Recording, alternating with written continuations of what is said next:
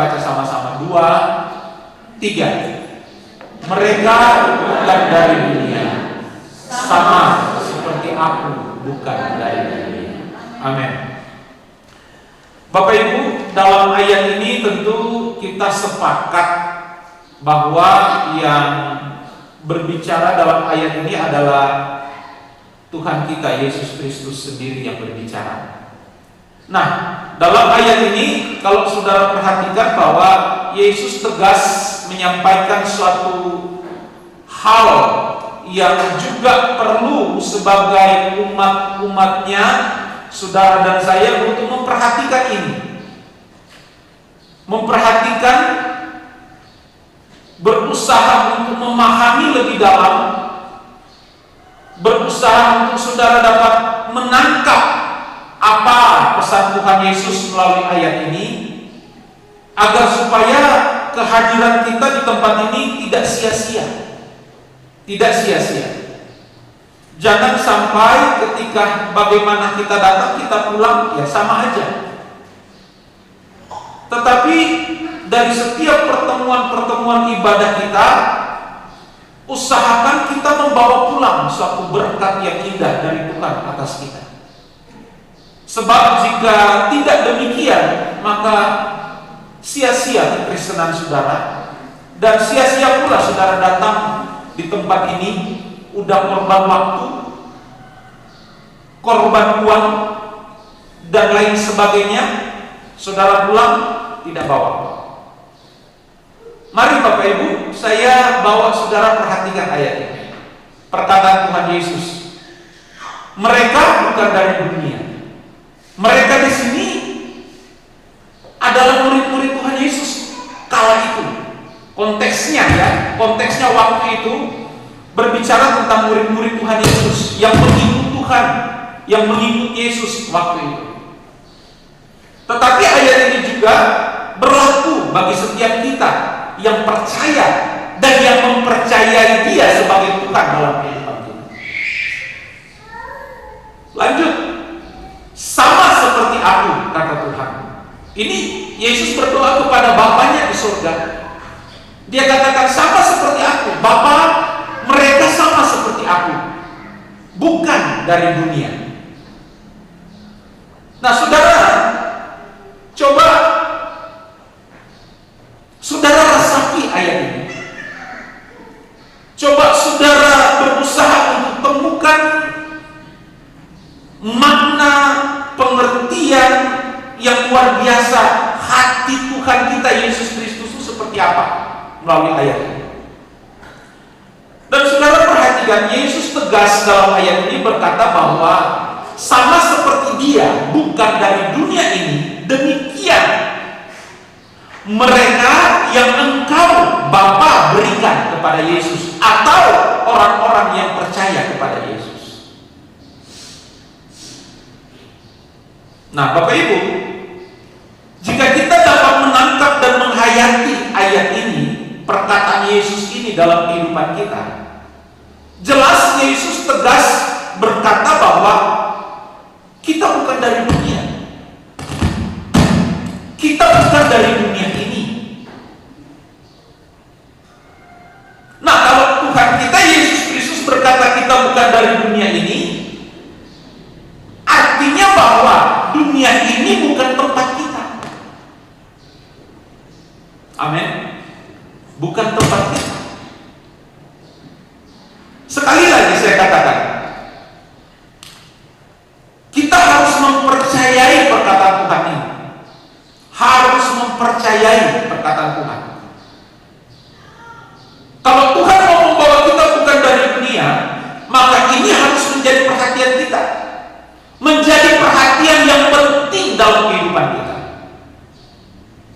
Sebab jika kita sudah mengaku bahwa kita ini milik Tuhan, kita ini percaya bahwa Tuhan Yesus Kristus adalah Tuhan dan Juru Selamat, maka setiap perkataannya di dalam kebenaran firman harus kita mengerti, harus kita tangkap dan mengerti pesan itu secara baik dan benar. Sebab Kalau kita tidak menuruti setiap perkataan Tuhan dan tidak mempercayai perkataan Tuhan Yesus, kira-kira seperti apa orang yang tidak percaya kepada Tuhan? Dia berkhianat kepada Tuhan.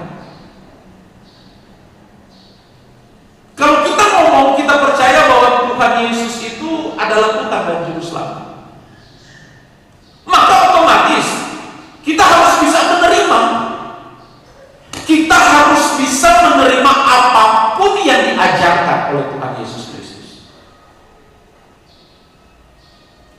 Dan kita harus mampu melakukan apapun yang Dia inginkan untuk kita lakukan. Dan kita harus punya gairah dan mengarahkan diri yang benar dan patut untuk tujuan yang Dia inginkan dalam hidup kita. Ya, sekali lagi, kalau saudara tidak mempercayai perkataan Tuhan, karena yang ngomong di sini Tuhan Yesus sendiri, bukan para murid, tapi Yesus sendiri di dalam doanya. Dan jelas Yesus berdoa kepada Bapa di surga, berdoa dan bergumul kepada murid-murid dan pengikutnya kala itu, dan bagi kita semua hari ini. Karena firman ini boleh ada di tangan kita sampai hari ini. Itu bukti bahwa setiap perkataan Tuhan itu mau supaya kita, Tuhan itu mau supaya kita tahu. Nah, Bapak Ibu, jika kita gagal menjiwai, memahami maksud Tuhan dalam ayat ini, maka sekali lagi saya katakan percuma saudara ada di sini. Percuma saudara pagi-pagi capek-capek, urusan waktu, tenaga, tapi saudara tidak menganggap bahwa ini suatu hal yang penting dalam kehidupan kekristenan kita. Karena kita mengabaikan perkataan Tuhan. Nah, hari ini saya mau mengajak kita untuk memperhatikan ini secara serius. Sebab untuk mau melakukan segala kehendaknya dalam kehidupan kita itu butuh perjuangan dan keseriusan, Bapak Ibu. Untuk kita benar-benar dapat dikatakan sebagai orang yang benar-benar percaya kepada Tuhan, wah, itu butuh keseriusan dalam kekristenan kita. Nah, mari kita perhatikan, kita hayati perkataan Tuhan pagi hari. Dalam ayat ini, khusus konteksnya dari ayat ini dulu, sebelum kita lanjut lebih jauh. Yesus jelas katakan bahwa kita bukan dari dunia, sama seperti Dia bukan dari dunia. Artinya bahwa jangan jadikan dunia ini sebagai dunia tetap dalam kehidupan. Karena Tuhan menyediakan suatu tempat yang lebih baik dan lebih indah dalam kehidupan kita. Kalau Tuhan izinkan kita hidup hari ini di dunia ini dan bekerja dan melakukan segala aktivitas, melakukan banyak kegiatan, itu semua sebenarnya sarana kita yang Tuhan berikan. Apapun keadaan kita, apapun situasi yang terjadi, apapun yang kita miliki, itu adalah sarana yang Tuhan percayakan bagi kita untuk kita mengikatkan diri kita setiap hari indah berkenan bagi Tuhan. Harus. Nah, Bapak Ibu jemaat yang diberkati Tuhan, saya mengajak kita untuk serius hari ini, pagi ini. Saya berusaha untuk mengajak saudara coba untuk memahami doa Yesus, perkataan Yesus di dalam ayat ini. Nah, Yesus juga berkata begini di dalam Injil Yohanes pasal 14, ayatnya yang pertama. Injil Yohanes pasal 14 ayat yang pertama, Yesus katakan begini: percayalah kepada Allah, percayalah juga kepadaku. Ayatnya yang kedua, di rumah Bapakku banyak tempat tinggal, jika tidak demikian tentu aku mengatakannya kepadamu, sebab aku pergi ke situ untuk menyediakan tempat bagimu. Dan apabila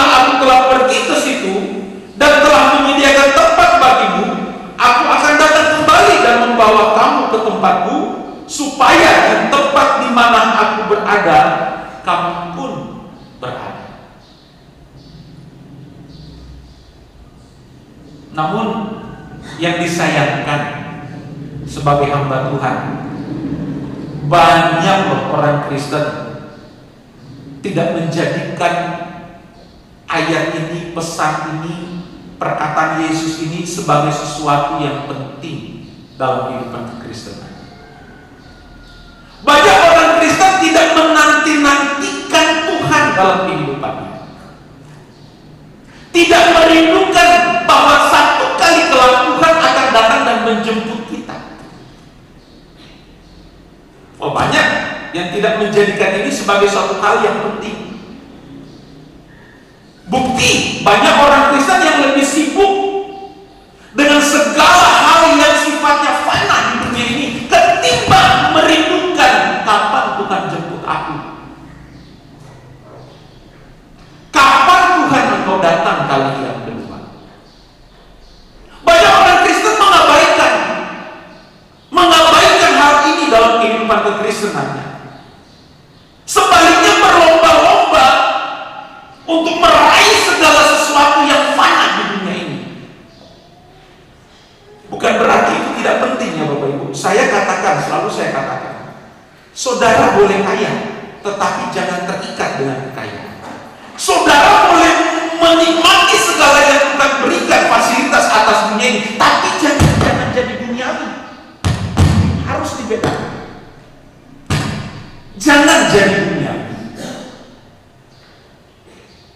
Karena memang alam semesta ini, dunia dan segala sesuatu yang Tuhan ciptakan untuk dinikmati oleh anak-anak Tuhan. Tetapi cara menikmatinya harus kita mengerti hati Tuhan. Jangan seenaknya kita, tanpa kita melupakan yang memberi kepercayaan bagi kita untuk kita nikmati ini siapa.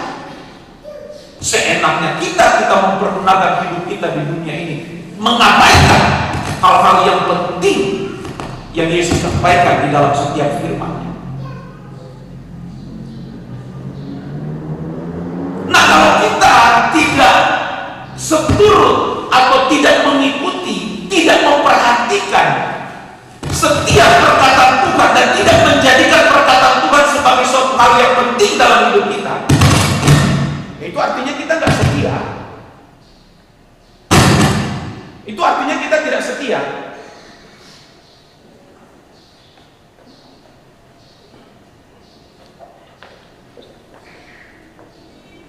Nah, kalau orang yang sudah tidak setia, Bapak Ibu, itu setiap hari kita hidup dan mendukakan hati Tuhan. Dan kalau Tuhan didukakan, kira-kira seperti apa? Nah, saudara perhatikan ayat tadi, bahwa satu saat Tuhan akan datang menjemput setiap umatnya atau gereja. Sebagai mempelai Kristus, mempelainya yang luar biasa. Nah, kalau dia sebagai pengantin pria dan kita sebagai pengantin wanita, tentu dalam hal ini sebagai pengantin wanita itu sangat merindukan kapan pengantin pria itu datang. Ya kan? Nah, masakan kita gereja sebagai pengantin wanitanya tidak merindukan jemputan dari sang kekasih? Malah lebih memperhatikan hal-hal yang lain ketimbang kapan ya kekasihku datang. Dulu saya ingat masih masa-masa remaja, kalau nunggu hari Sabtu tuh kayak sebulan lamanya. Kapan hari Sabtu? Padahal baru kemarin malam mingguan. Ini kapan lagi malam minggu? Karena ingin ketemu dengan kekasih hati, ingin cepat-cepat ketemu. Kalau sudah hari Sabtu masih jam 12 siang udah mandi, udah rapi, udah wangi. Padahal nanti ketemunya jam 7 malam. Perhatikan.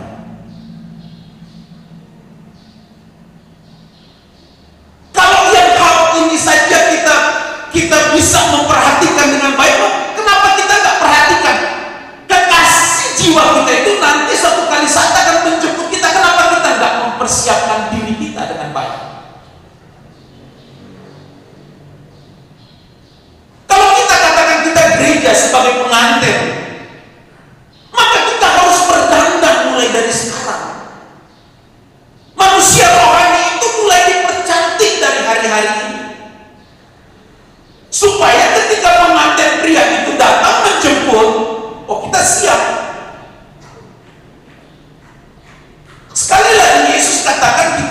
dari dunia ini. Dan Injil Yohanes pasal 14, dia katakan bahwa di rumah Bapakku itu banyak tempat tinggal, dan jika itu telah selesai, dia akan datang kembali dan menjemput gerejanya, Bapak, Ibu, saudara, dan saya. Tapi pertanyaannya, siap enggak kita hari ini? Maka dari itu tema saya pagi hari ini berkemas-kemas untuk kekekalan. Kita tak berkemas-kemas hari ini. Kita lebih nyaman tinggal di dunia ini. Kita tak berkemas-kemas untuk mempersiapkan kehidupan kita untuk masuk dalam kehidupan kekal bersama Tuhan. Bapak Ibu, perjalanan manusia di bumi ini singkat kok. Kita tahu semua, singkat. Singkat sekali. 80 Alkitab katakan, kalaupun bisa lebih 100. Yang pasti bahwa hidup ini ada akhirnya. Pendek kok, 80, 100 tahun, 120 tahun itu pendek di bumi ini. Nah, saudara bisa bayangkan perjalanan itu 100 tahun, 120, setelah itu panjang. Itu panjang perjalanannya. Kalau bicara kekekalan itu nggak ada ujung waktu di situ, nggak ada selama-lamanya. Sekali lagi, kenapa ini tidak menjadikan suatu hal yang penting dalam hidup kita? Singkat umur kita, kita harus persiapkan, harus berkemas-kemas hari ini. Nggak bisa santai-santai lagi. Tidak bisa santai lagi. Apapun profesi, apapun pekerjaanmu, saya selalu katakan, tekuni itu, kerjakan dengan maksimal, dan jangan lupa berkemas-kemas untuk menantikan kedatangan Tuhan. Jangan kita lalai, jangan kita abaikan hal yang penting ini. Karena kalau kita mau bicara jujur ya, dari hati ke hati, pribadi lepas pribadi, di mana saudara duduk hari ini, jujur dengan diri sendiri. Apakah bertahun-tahun kita hidup, kita sungguh-sungguh menantikan jemputan itu dalam hidup kita? Apakah kita sungguh-sungguh menantikan kedatangan Tuhan? Apakah kita memperkarakan dalam hidup kita, kapan Tuhan datang jemput aku?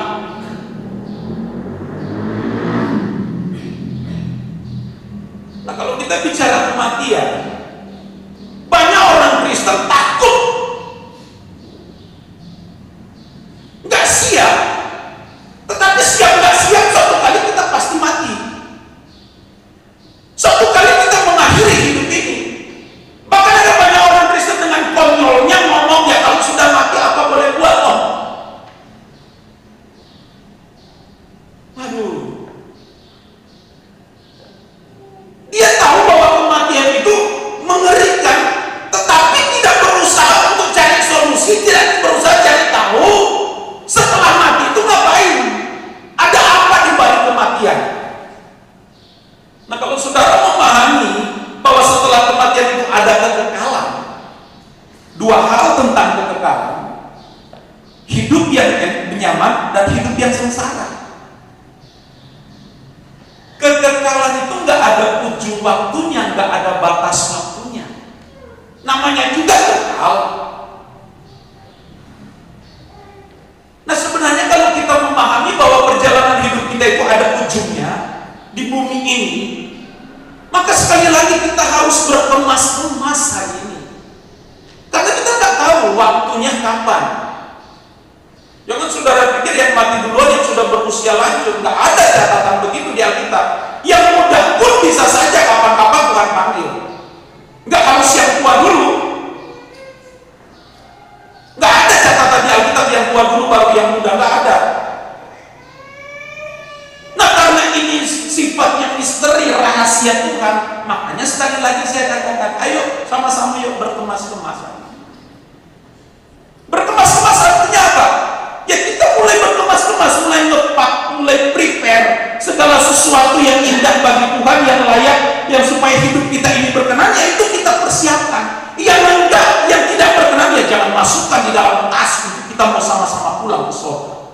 Dua, kalau saudara bepergian, Kira-kira di tas, di koper kecil kita itu apa yang ada di dalam?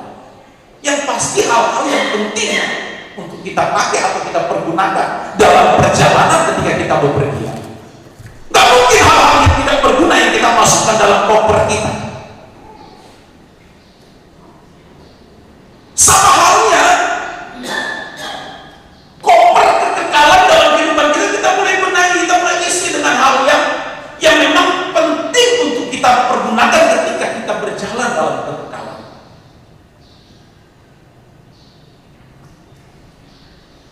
Nah, Bapak Ibu, kalau mau jujur juga di tempat ini saya katakan bahwa mungkin baru tahun-tahun belakangan ini saya berani berbicara seperti ini di hadapan saudara. Saya ingat betul, saya sadar betul bahwa baru tahun-tahun belakangan ini saya berani berbicara seperti ini bagi saudara. Berbicara untuk mengajak saudara dengan serius, ayo Tuhan siapkan kita tempat yang lebih indah hari-hari. Karena sebelumnya kenapa saya tidak berani berbicara seperti ini? Karena saya juga nyaman hidup di dunia ini, sama seperti saudara mungkin. Nyaman, saya asik hidup di dunia ini. Dengan mimpi-mimpi yang indah. Apalagi saya sebagai gembala yang sudah punya, saya bicara apa adanya, yang punya penghasilan walaupun tidak tetap, tapi adalah tiap bulan Tuhan berikan. Wah, itu nyaman bagi saya, Bapak Ibu, nyaman. Bisa memenuhi kebutuhan pribadi dan kebutuhan rumah tangga. Bisa, sangat bisa sekali. Sangat bisa sekali. Tapi ternyata ketika saya menyadari kenyamanan itu, ternyata tidak berkenan bagiku. Saya kaget, oh Tuhan, ampuni saya. Saya mengabaikan suatu hal yang penting untuk saya sampaikan kepada jemaat. Saya mengabaikan itu. Nah, oleh sebab itu, mumpung hari-hari ini Tuhan bukakan kebenaran, saya belajar, benar-benar belajar tentang kebenaran yang murni, maka dari itu saya berani berkata sama saudara, ayo sama-sama kita. Oh, dulu saya tidak bisa berbicara sekuat ini, artinya iya, asal bicaralah, asal khotbah yang nyaman, yang enak saudara dengar, selesai jam 10, amin, ibadah selesai, pulang, senang kan saudara? Nah, Bapak Ibu,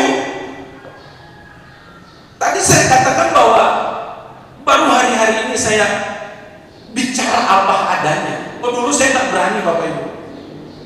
Saya tak berani, kenapa? Karena ada beberapa alasan. Yang pertama, karena saya belum memahami, menyadari, menghayati kebenaran secara benar dan murni dalam kehidupan pribadi dan pelayanan. Nah, ini bahaya. Bahaya sekali bagi kami sebagai hamba Tuhan, sebagai gembala. Karena saya tidak memahami kebenaran yang murni itu seperti apa. Itu sebabnya saya juga tidak berani menyampaikan itu secara gamblang dan benar di dalam tempat ini. Enggak sekuat seperti hari ini ketika saya menyampaikan firman Tuhan. Yang kedua, karena tadi saya katakan saya masih punya banyak kesenangan, banyak mimpi, banyak cita-cita, mau beli ini, mau meraih ini, mau dapat ini, mau ke sana, mau ke sini. Aduh, indah sekali di bumi. Tapi sekali lagi ternyata ketika Tuhan singkapkan kebenaran itu, oh, saya jahat sekali di hadapan. Saya tidak berkenan di hadapan. Maka itu saya katakan bahwa kalau saya hanya mempersiapkan materi khotbah, doa puasa, tanpa menjaga kekudusan hidup di hadapan Tuhan, jahat saya di hadapan saudara.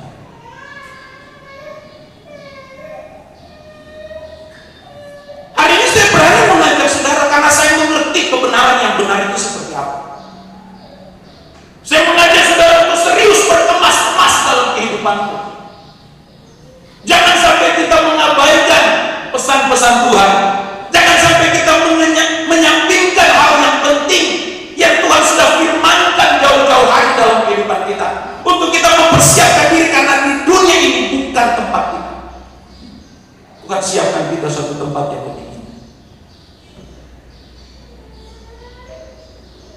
Nah dulu juga saya nggak berani ngomong seperti ini. Kenapa? Karena takut jemaat tersinggung. Takut sekali. Jaga sekali.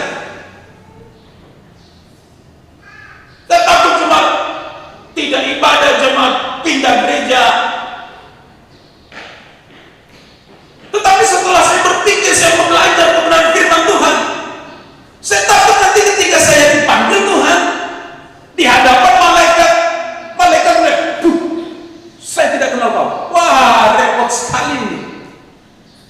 Saya juga tak mau nanti ketika di hadapan takhta suci Tuhan, Tuhan katakan, kenapa kau tidak berbicara apa adanya tentang kebenaranku kepada jemaat, kepada umat? Kau menyembunyikan suatu hal yang penting untuk diketahui oleh jemaat.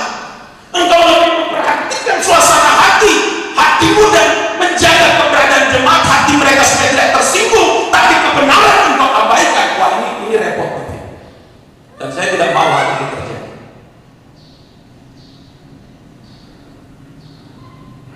Makanya saya mau saudara hari-hari ini, ayo, kalau saudara menganggap saya sebagai hamba Tuhan, sebagai gembala saudara, ayo dengar baik apa yang saya katakan melalui kebenaran-kebenaran firman Tuhan ini, tangkap baik dan ikuti dan lakukan. Kalau tidak, jangan salahkan saya. Bukan ngancam Bapak Ibu, tapi memang kebenaran firman Tuhan seperti itu.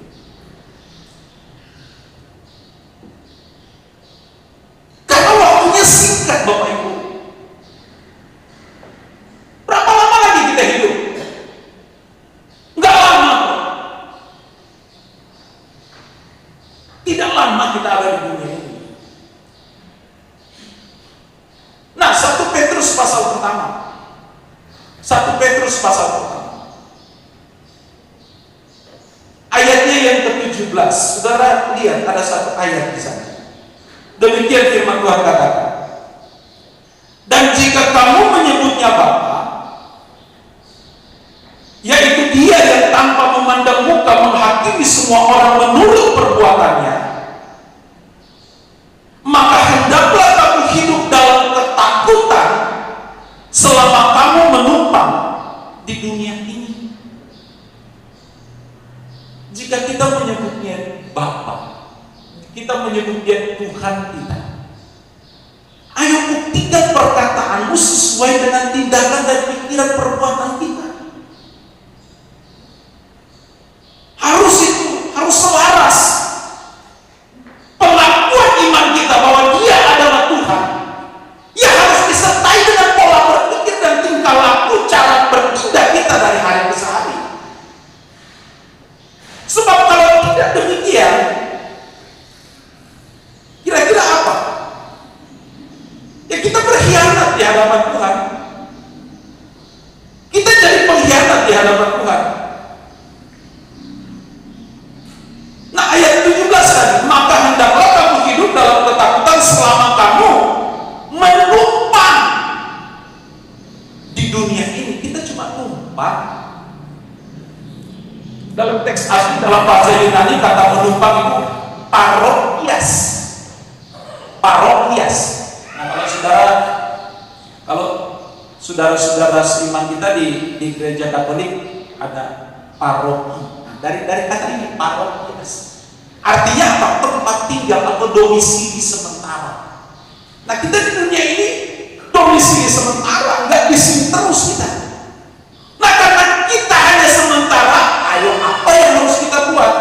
Nah, ayat ini berkata bahwa kita harus, dan jika kamu menyebutnya Bapa, yaitu Dia yang tanpa memandang muka menghakimi semua orang menurut perbuatannya, maka hendaklah kamu hidup dalam ketakutan. Takut di sini bukan berarti gemetar takut atau gimana seperti ketakutan manusia selama ini, tapi takut, gentar, dan tidak mau menyakiti sampai Tuhan itu tersakiti atau Tuhan itu kecewa. Itu makna dari kata takut di sini. Kita takut jangan sampai Tuhan dikecewakan dengan perbuatan kita. Kita itu tidak mau sampai Tuhan itu tersakiti atau Dia kecewa melihat kita, oleh karena apa yang kita omongkan, pengakuan iman kita bertentangan dengan setiap tingkah laku kita. Nah, kita menumpang Bapak Ibu, sama seperti yang Yesus katakan, kita bukan dari dunia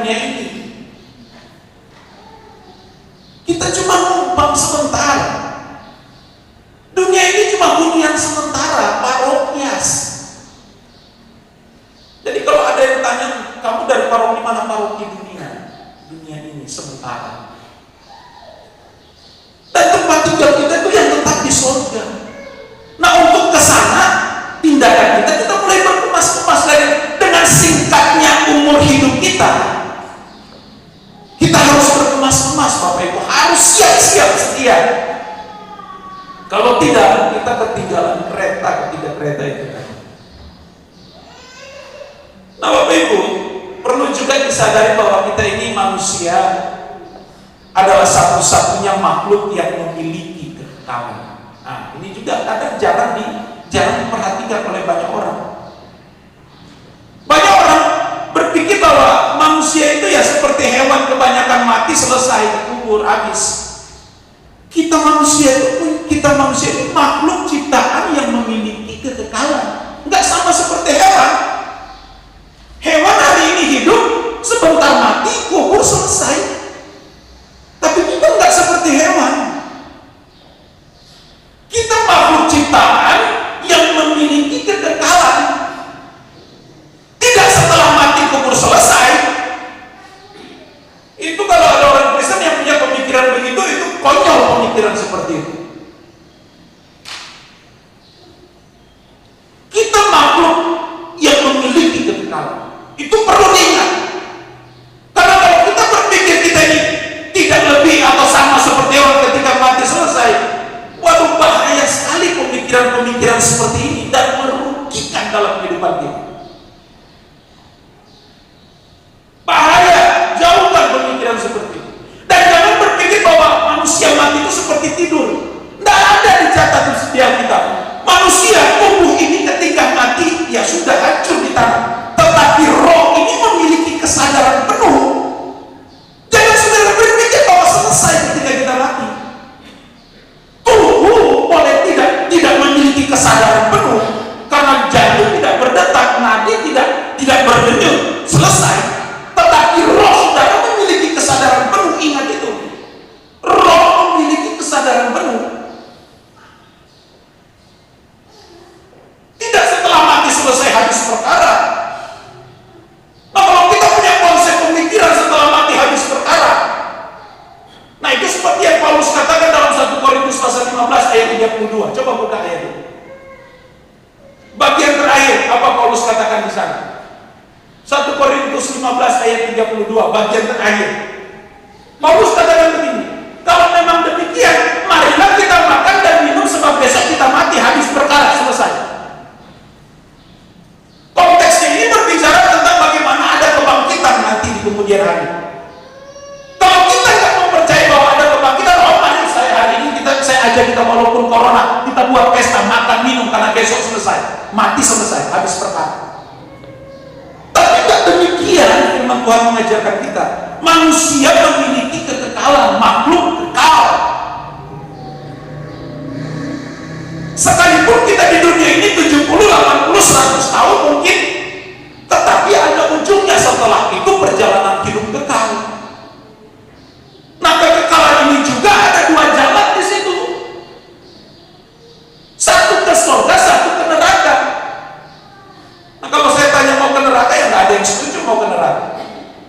Semua kita cita-cita masuk surga. Tapi apakah cita-citamu itu sesuai dengan tindakan kita hari-hari ini? Sampai ketemu di Yerusalem baru, bro, Tuhan memberkati, Tuhan memanggil, Tuhan yang memberi, Tuhan yang memanggil, terpujilah nama. Tapi hidupnya nganggur selama hidup di dunia. Di status Facebook sampai ketemu di Yerusalem baru. Kan banyak yang begitu. Kita makhluk kekal, Bapak. Makhluk yang diciptakan Tuhan yang memiliki kekekalan. Enggak seperti tumbuhan, enggak seperti hewan kita. Beda, jauh beda. Harkat martabat kita enggak seperti hewan. Kita manusia ciptaan Tuhan yang paling mulia dan memiliki kekekalan. Jadi jangan beranggap bahwa hidup ini hanya sebatas di bumi. Memang kita hidup di bumi ini sekali aja. Tapi setelah itu, itu yang kita perkarakan dalam hidup kita. Jangan punya filosofi seperti kebanyakan orang yang mungkin juga saudara pernah dengar. Ya Allah, karena kita hidup di dunia ini hanya sekali, ya kita puas-puasilah di dunia ini. Maksudnya apa sih? Ya maksudnya ya Om, selama kita hidup sehat ya kita mau kemana, kita mau beli ini, kita ya. Aduh Bapak Ibu, orang Kristen punya filosofi hidup seperti ini repot. Mestinya karena kita hidup hanya sekali di bumi, ya kita harus berkemas-kemas, bukan seenaknya kita. Harus berkemas-kemas mempersiapkan segala sesuatu yang penting. Ketika kita berjalan dalam petualangan, semua sudah ada di koper. Tinggal kita mau perlu apa, kita buka. Mau pakai baju dingin, ada baju dingin. Mau pakai baju hangat, ada baju hangat. Mau pakai kaos kaki karet, pakai kaos kaki ada. Ini ilustrasi. Artinya bahwa perjalanan koper kita untuk masuk dalam kekekalan itu sudah kita siapkan hal-hal yang memang berkaitan dengan hidup kekal yang indah bersama Tuhan. Masa kita lupa hal ini? Kita manusia itu gak seperti hewan. Kita makhluk abadi. Mestinya awal ciptaan Tuhan bagi manusia itu Adam dan Hawa. Tuhan punya tujuan manusia itu hidup di dunia ini kekal untuk selama-lamanya. Tapi karena kegagalan Adam dan Hawa untuk mencapai kemuliaan Tuhan, mereka gagal, sehingga ya seperti inilah keadaan kita. Tapi kita bersyukur, kita punya Tuhan Yesus. Dia yang memulihkan keadaan kita, sehingga kita punya kesempatan lagi untuk menempati tempat yang Yesus sedang persiapkan hari ini. Jadi Bapak Ibu, hal ini perlu menjadi perhatian yang indah bagi kita. Ayo kita berkemas-kemas mulai hari ini. Sambil saudara sibuk bekerja dengan sekuat tenaga, menjaga kesehatan, bertanggung jawab dengan diri, dengan hidup ini, ayo di samping itu berkemas-kemas. Apa yang penting untuk koper saudara ketika berjalan dalam kekekalan, semua sudah tersedia ketika pengantin itu datang menjemput ini. Atau jangka waktu perjalanan hidup kita di bumi ini selesai. Oh, kita gak ragu, anytime, kapan Tuhan datang, aku siap Tuhan. Aku siap. Saya yakin di antara saudara di ruangan ini masih takut berbicara tentang kematian. Aku berkemas-kemas secara sungguh-sungguh. Karena masih ingin menikmati dunia ini. Bapak Ibu,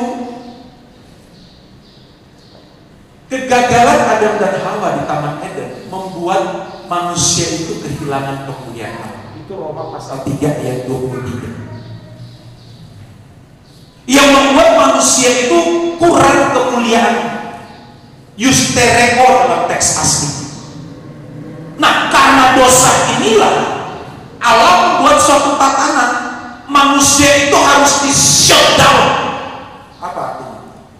Dimatikan. Karena dosa. Kalau nggak dosa kita hidup kekal abadi di dunia ini. Tapi karena dosa itu, ya akhirnya kita harus dimatikan. Ada perjalanan waktu kita itu selesai. Jadi sebenarnya saya mau katakan begini, bahwa kematian itu sebenarnya bukan hukuman. Bukan hukuman. Jadi kalau ada saudara berpikir bahwa kematian itu hukuman Tuhan, aduh, bertobat dengan pemikiran seperti itu. Kematian itu solusi. Sambil kita menantikan kedatangan Tuhan, kita berkemas-kemas. Solusi untuk kita terlepas dari dunia ini satu kali jadi lautan api. Ada yang mau tinggal terus di sini, silakan berenang di lautan api. Jadi kematian itu bukan hukuman dan juga bukan akhir dari kehidupan, tetapi solusi yang Tuhan berikan. Dan solusi itu tidak ada pilihan lain, kita harus hadapi itu. Tidak bisa kita pilih-pilih, Tuhan jangan dulu, saya tidak mau ambil, saya tidak mau mati Tuhan, saya mau hidup lama di dunia ini. Tidak bisa. Jadi Bapak Ibu, hal ini penting untuk kita ingat. Sepanjang kita hidup di dunia ini, sepanjang kita bernafas, jadikan ini sebagai satu hal yang penting dalam kehidupan kita. Agar supaya hari demi hari kita hidup di bumi ini, yang hanya sekali kita hidup ini, kita mempersiapkan segala sesuatu dengan indahnya di hadapan Tuhan. Nah, ikuti apa yang Yesus ajar. Ikuti teladan Yesus sebagai Tuhan dan Juru Selamat kita. Jangan teladani saya banyak kekurangan. Jangan. Salah saudara. Dan tak mungkin juga saudara mau ikut teladan saya. Tapi kalau saudara percaya saya hamba Tuhan, saya gembala saudara, ikuti pengajaran saya.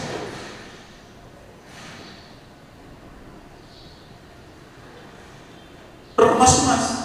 Jangan sampai kita menyesal di kemudian hari. Jadi selama kita hidup di dunia ini, saya mau katakan begini. Jadikan agenda utama dalam hidup kita. Catat, kalau bisa saudara catat ya. Kalau sering lupa ya catat aja. Jadikan agenda utama dalam hidup kekristenanmu untuk saudara mulai berkemas-kemas mulai. Untuk masuk ke dalam.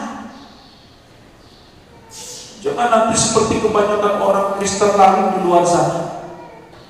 Udah sekarat, udah setengah mati, antara hidup mau mati, panggil pendeta datang. Doakan supaya semua selesai. Jangan jadi orang Kristen seperti itu. Tapi mulai hari ini berkemas-kemas. Mempersiapkan segala sesuatu agar supaya ketika Tuhan datang, kita sungguh layak di hadapan Tuhan.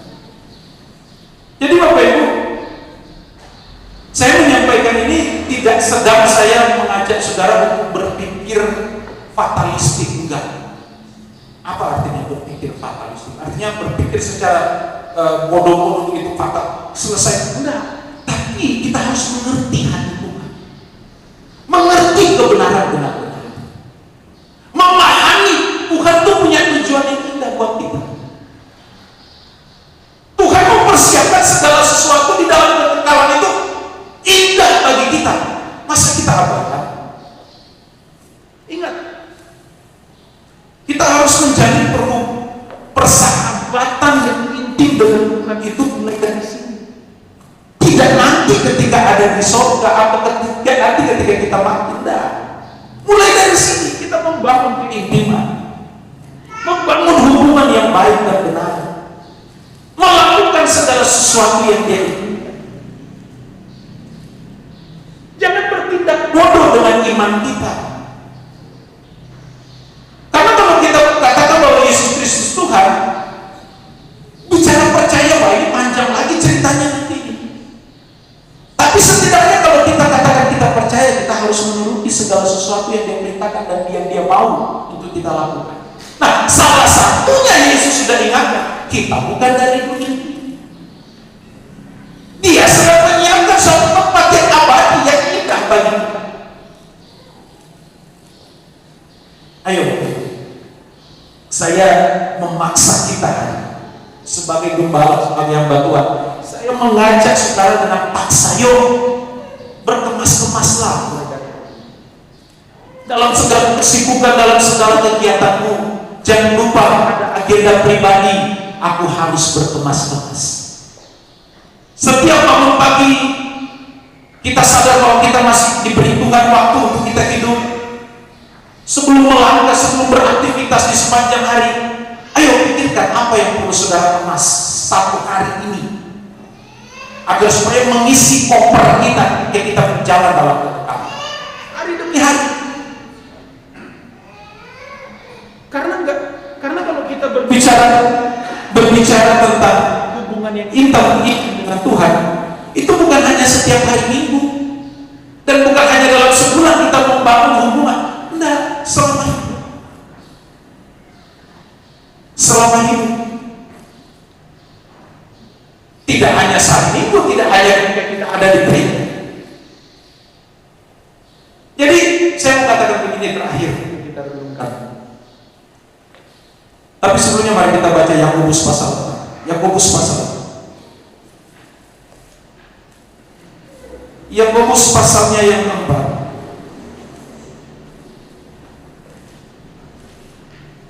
Ayatnya yang keempat. Yakobus 4 ayat 4, di sana dikatakan begini.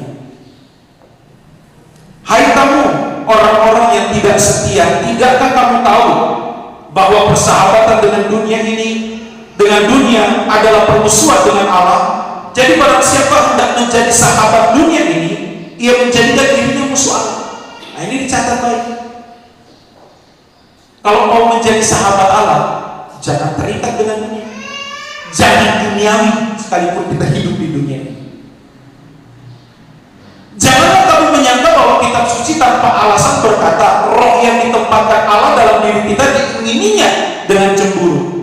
Nah, saudara coba tangkap dulu ayatnya yang saya baca tadi. Roh yang ditempatkan Allah dalam diri kita diingininya dengan cemburu. Artinya sebenarnya hati Tuhan itu nggak mau pisah lama-lama dengan saudara.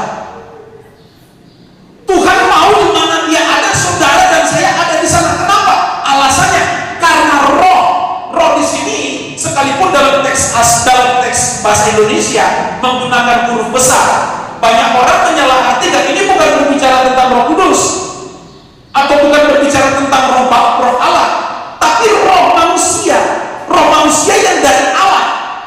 Ketika Allah menciptakan manusia, dia menghembuskan sesuatu.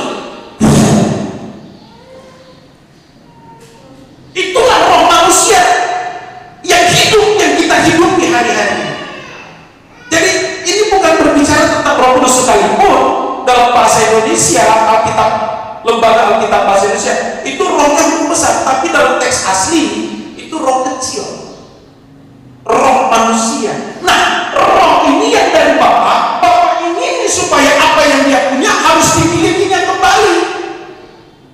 Maka dari itu kita katakan Tuhan tidak mengingini seseorang pun itu binasa, karena roh yang ditempatkan dalam diri manusia itu miliknya, bukan milik saudara, itu milik Tuhan.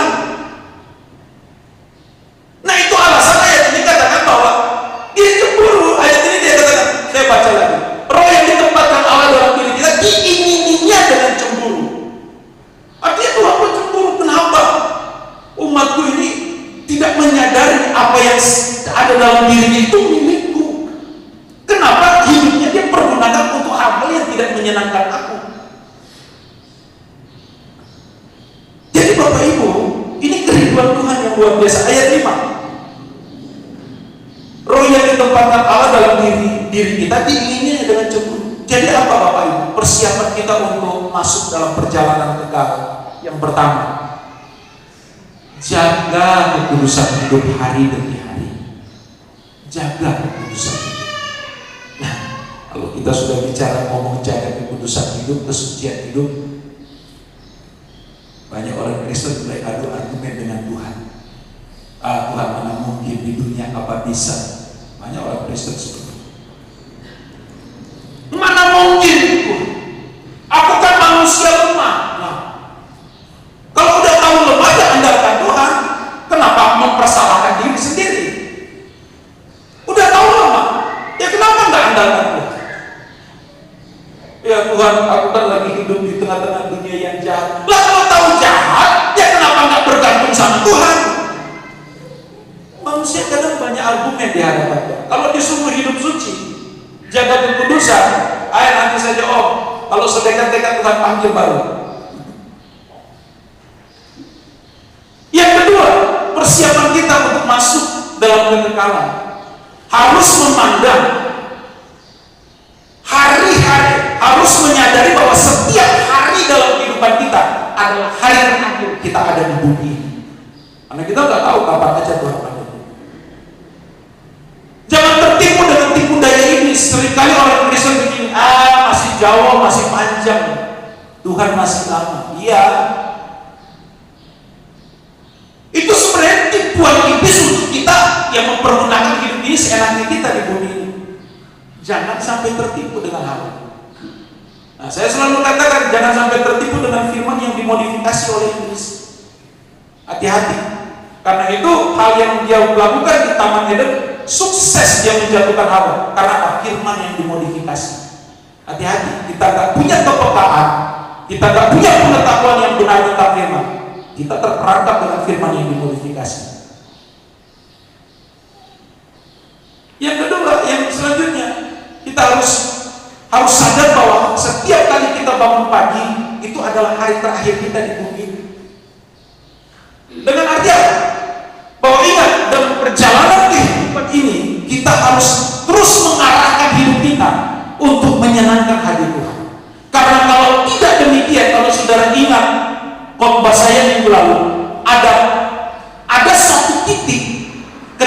manusia terlalu nyaman hidup di dunia ini, tidak menghiraukan apa yang menjadi perintah Tuhan, dia sulit untuk balik. Dia sulit untuk balik. Point of no return. Titik tidak balik, hati-hati. Tapi kalau kita terus mengarahkan hidup kita untuk menyenangkan Tuhan, ada satu titik juga di mana kita mau diajak kembali untuk nikmati dunia ini. Oh enggak. Aku hanya mau untuk menyenangkan Tuhan. Kalau aku hidup menyenangkan. Kalau aku bekerja untuk menyenangkan Tuhan. Enggak lagi, ayo bro kita pergi santai-santai dulu. Enggak, kalau yang enggak bermanfaat enggak usah. Enggak usah. Untuk apa?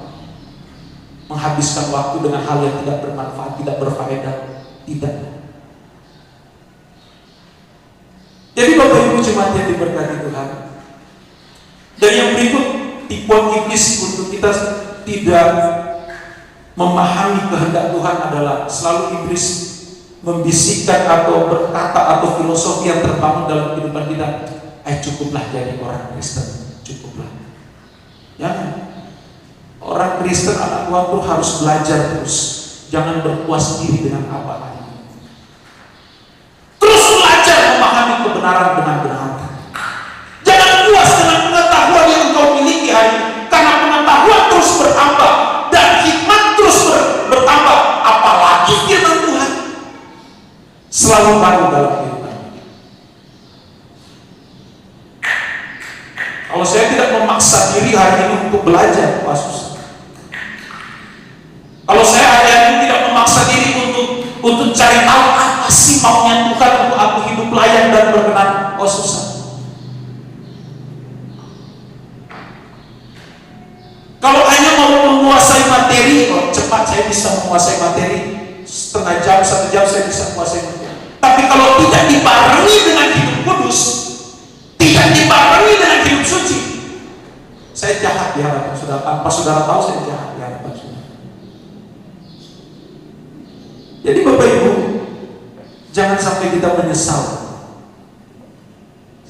Ayat yang indah bagi kita, ayat yang indah bagi kita hari ini, ayat yang menjadi ayat favorit banyak orang Kristen, ayat terakhir, Matius pasal 13. Matius pasal 13.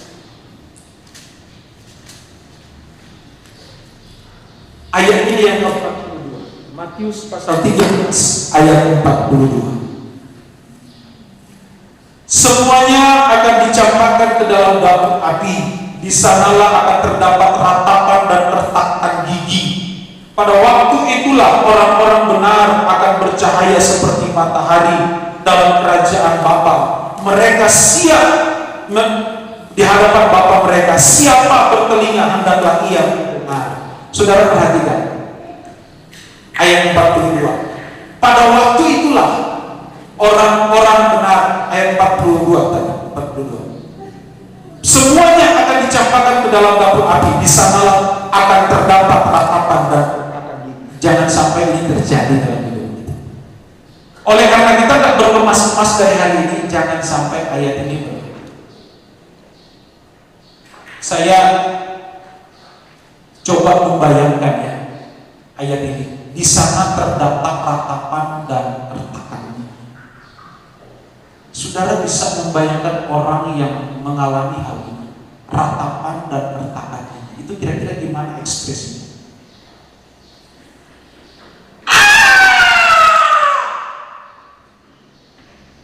Itu saya kurang sih. Saya tidak terlalu menjiwai. Tapi saudara bisa bayangkan keadaan orang yang ada di sana. Saya awalnya berpikir bahwa orang ini lagi marah sama Tuhan. Tuhan, kenapa aku di sini? Ternyata enggak.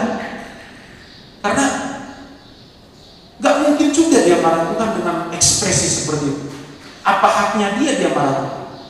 Tapi ternyata ketika saya belajar maksud dari ayat ini dalam teks aslinya, orang ini meratapi penyesalan yang begitu dalam kehidupan. Dia nyesal. Dia menyesal.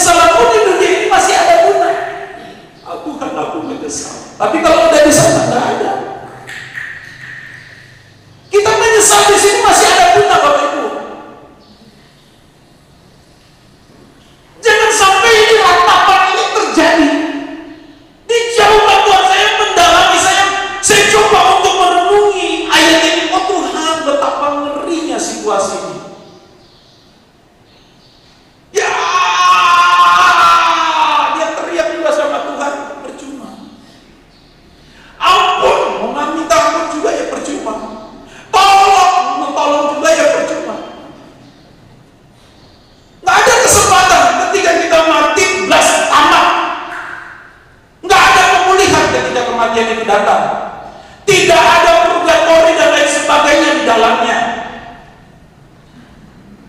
Tidak ada ruang lagi untuk kita dipulihkan ketika kita mati. Tidak ada kesempatan untuk kita memulihkan keadaan kita ketika kita mati. Kesempatannya ini hidup ketika kita hidup. Penyesalan saudara masih ada nilainya ketika kita ada di dunia. Tapi kalau sudah di sana nggak ada perubahan apa.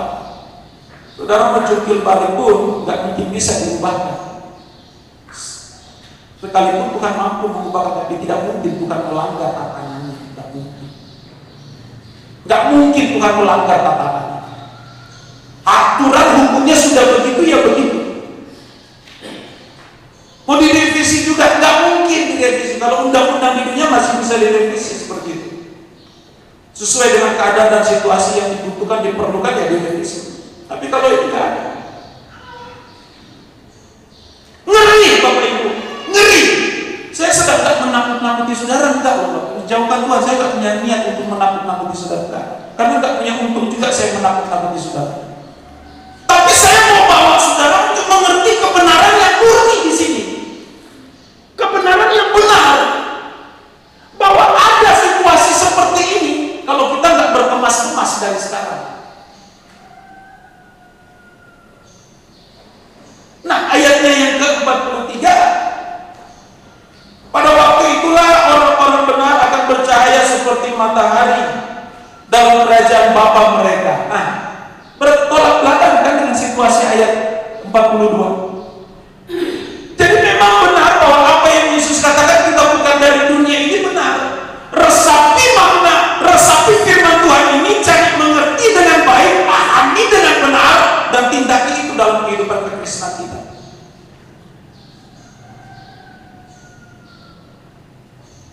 Nah, tentu kita semua ingin kita tergolong dalam ayat 43 ini. Pada waktu itulah orang-orang benar akan percaya seperti matahari dalam kerajaan Bapaknya.